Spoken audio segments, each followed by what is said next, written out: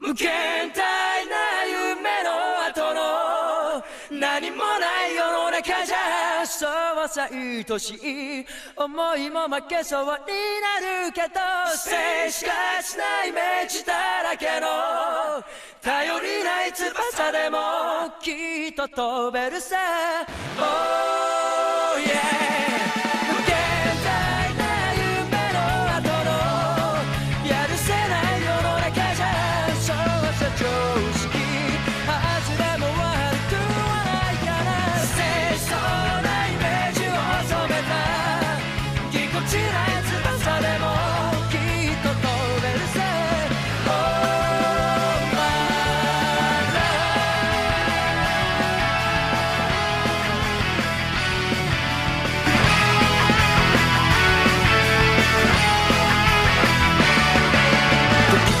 蝶になってきらめく風に乗って今すぐ君に会いに行こう。余計なことなんて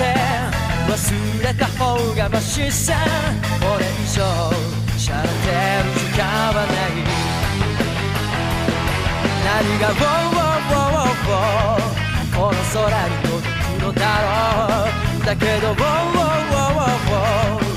明日の予定もわからない。無限大な夢の後の何もない世の中じゃ、そうさ愛しい思いも負けそうになるけど、静しかしないイメージだらけの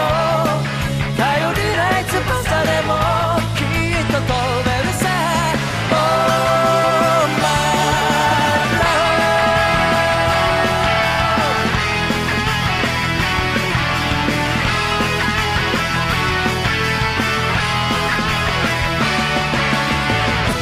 蝶になって